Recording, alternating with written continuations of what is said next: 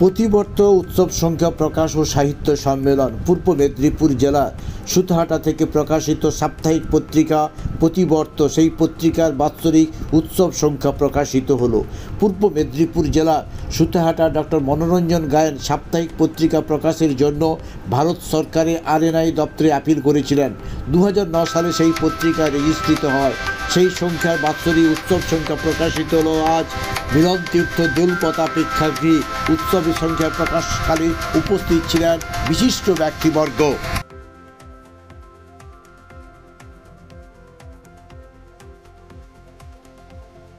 আপনাদের কাছে অনুরোধ, এই শুভ মুহূর্তটিকে করতালি দিয়ে মাননীয় বিজয় বাবুকে আমরা প্রতিবর্ষ পত্রিকার তরফ থেকে সম্মানিত করে নিচ্ছেন।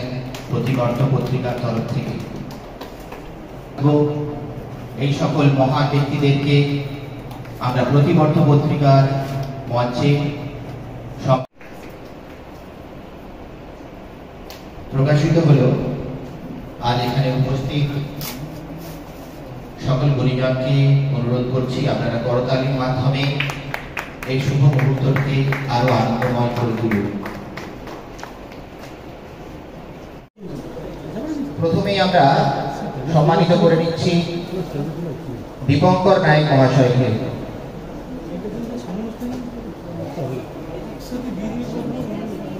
সম্মানিত করতে পেরে আমরাও সম্মানিত, আমরা ধন্য, আমরা কৃতার্থ। অয়নজ্যোতি গায়েন আমাদের ভালোবাসা নকুলদারকে এই মুহূর্তে সকলকে অনুরোধ করছি স্মারককে। এবারে স্মারকটি আমি বেশ পথ দেখি সেকু হয়ে আছে তো বেশ। ধন্যবাদ। এবার আপনাদের সবার সামনে আসছে পাশে একটা বিষধর ভাব হয়ে আছে। আপনার কাব্যগ্রন্থের পাশে ধর্মগ্রন্থ নামে একটা বিষধর ভাব হয়ে আছে।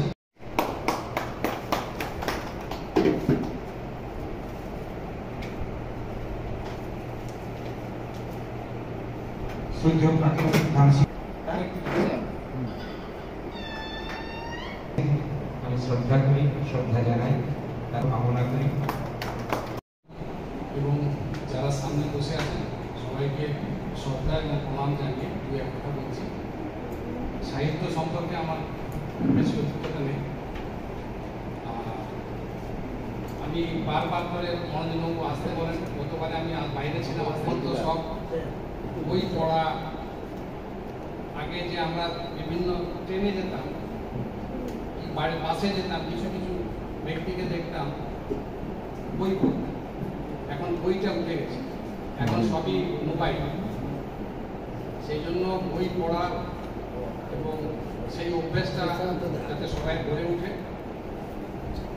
সেই জন্য মনোরঞ্জন প্রচেষ্টা, এটাকে সাধুবাদ জানাই। এই অনুষ্ঠানটা যাতে এগিয়ে নিয়ে যেতে পারেন মনোরঞ্জন। কেকার পেস্ট্রিতে জিবে জল সপারি, ওয়াও আশাতে লাজবাব নিউ বিদ্যুৎ বেকারি। রাজলক্ষ্মী জুয়েলারি ওয়ার্কস, রাজলক্ষ্মীর মধুদার, মধুর মতো ব্যবহার। দুর্গা চক, বাসন্তী ভবন, দুর্গা মন্দিরের পাশে, সুপার মার্কেটের বিপরীতে, হলদিয়া।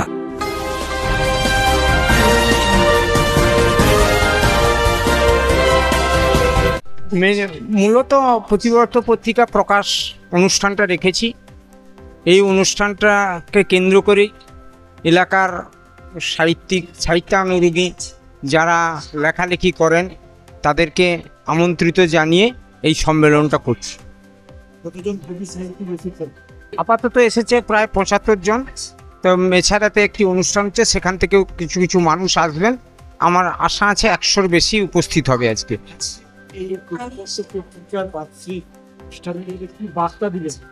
আমি বার্তা দিতে চাই এটাই, যে সন্ত্রাস কবলিত দেশ যেন না আর ধ্বংসের মুখোমুখি হয়। আমরা ভীষণ যন্ত্রণায় আছি। 77 বছর স্বাধীনতার পর নির্দিষ্ট করে আমরা দেখতে পাচ্ছি না আমাদের শিক্ষা, নির্দিষ্ট করে আমরা দেখতে পাচ্ছি না আমাদের দেশের উন্নয়ন। আমরা সাহিত্যের মধ্য দিয়ে দিতে চাই বা বলতে চাই, সাহিত্য যেন সৃষ্টিশীল হয়ে ওঠে মানুষের জন্য, সমাজের জন্য, দেশের জন্য, এটাই বার্তা দিতে চাই। আপনার পত্রিকা সাপ্তাহিক রেজিস্ট্রেশন পেয়েছিলেন, কিন্তু